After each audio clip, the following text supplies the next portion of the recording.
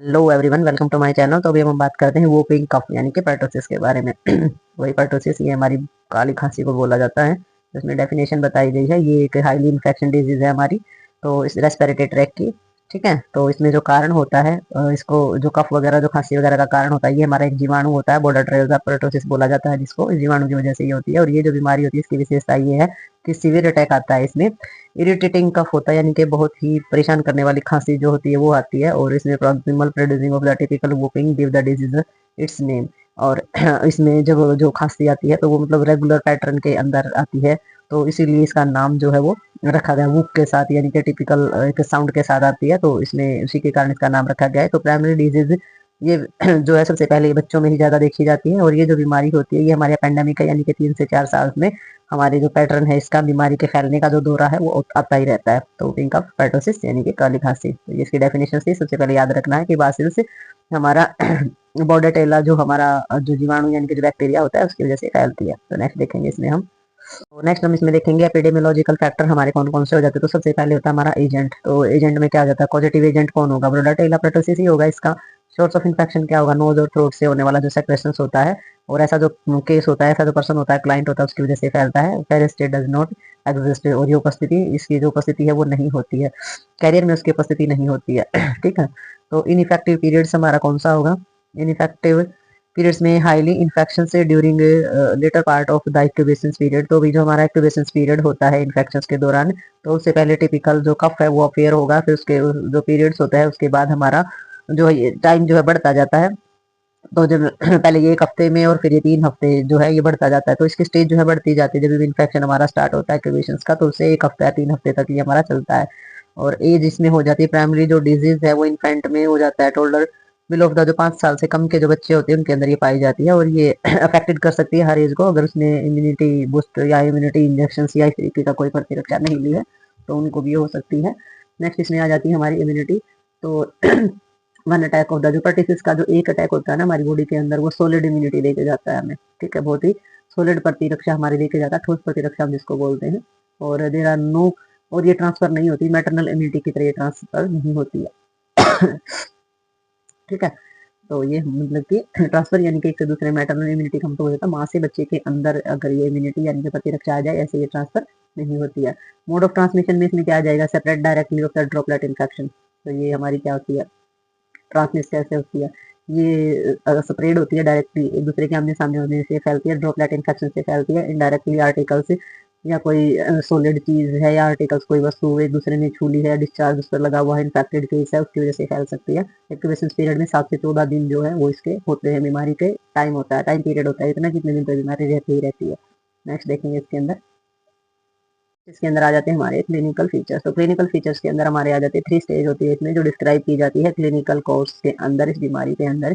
सबसे catarrhal stage होती है, सबसे पहली कैटारल स्टेज के अंदर हमारा लास्टिंग जो है ये 10 दिन का पीरियड इसके अंदर होता है। विशेषताएं क्या रहती है इसके अंदर, ऑनसेट लैक्रिमल्स यानी कि नाक से पानी आना, नाक से पानी आना, छींके आना।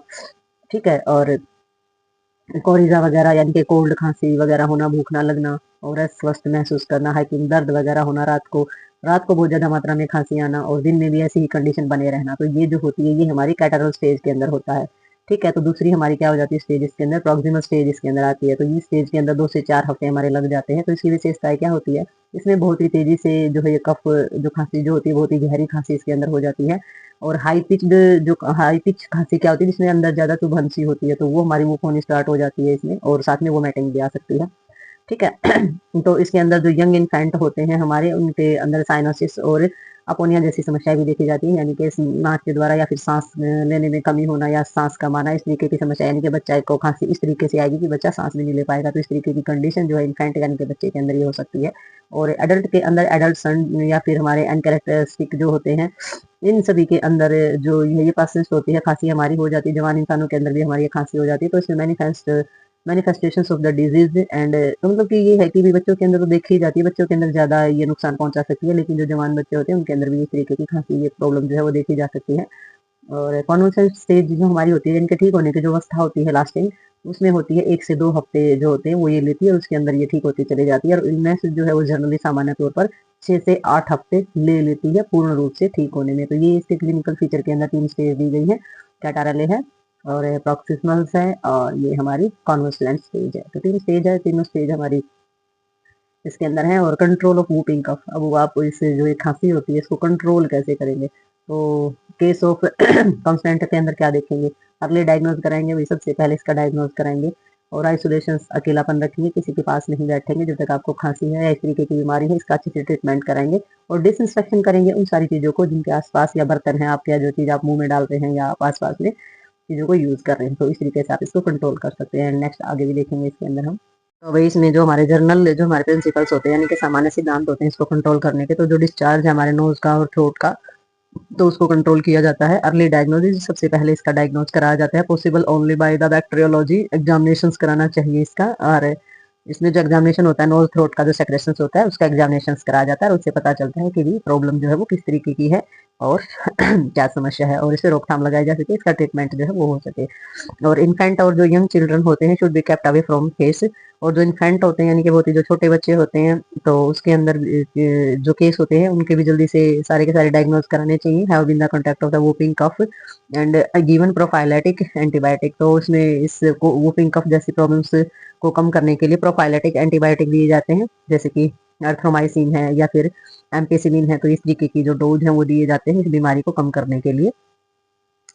और ट्रीटमेंट जो है वो 10 डेज तक किया जाता है, prevent of the infected bacteria to become of established, तो 10 दिन तक इसका जो ट्रीटमेंट है वो करवाया जाता है। तो वो इन्फेक्शन, जो बैक्टीरिया का जो इन्फेक्शन होता है उसको फैलने में रोकथाम भी करता है और स्टैब्लिश भी करता है, यानी कि बीमारी को खत्म करके पुनर्वस्था भी ले आता है।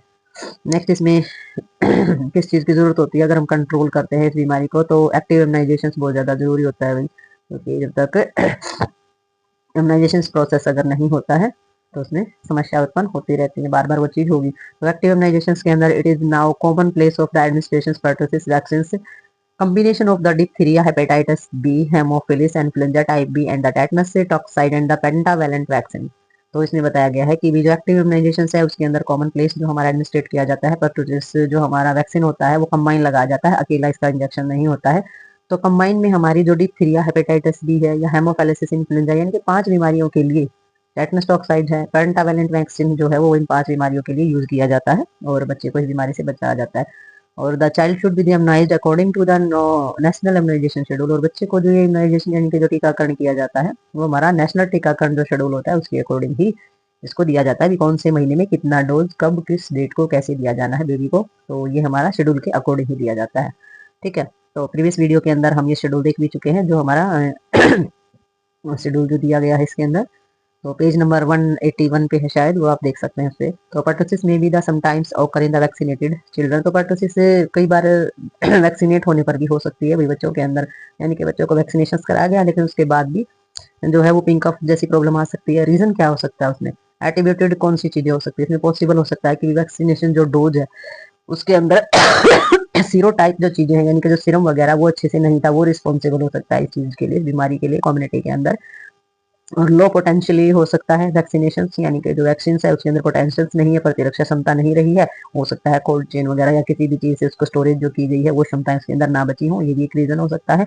Some of the infection may not be due to the B pertussis, और कुछ जो इन्फेक्शन होते हैं हो सकता है वो बी पर्टोसिस वाले केसेस जो है वो भी हो सकते हैं। वो इन्फेक्शन जो है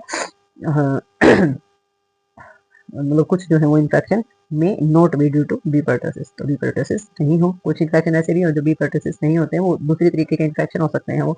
तो इस तरीके की चीजें जो होती हैं इसमें जो पेंटावेलेंट होता है वो पिंक कफ यानी कि पर्टोसिस के अंदर पेंटावेलेंट इंजेक्शन से यानी कि वैक्सीन जो होता है वही लगाया जाता है बच्चों को, जो 5 बीमारियों के लिए एक वैक्सीन होता है, तो याद रखना इसका नाम पेंटावेलेंट होता है। और ये हम इम्यूनाइजेशन शेड्यूल के अकॉर्डिंग ही बेबी को दिलवाएंगे, उसका एक स्पेशल कार्ड भी होता है। ठीक है, तो ये प्रतिरक्षा क्षमता दिलवानी बहुत ज्यादा जरूरी होती है बेबी को सही रखने के लिए, स्वस्थ रखने के लिए और उसकी अच्छी ग्रोथ और डेवलपमेंट के लिए। तो वे मिलते हैं किसी नेक्स्ट वीडियो में और नेक्स्ट टॉपिक के साथ, तब तक के लिए बाय बाय।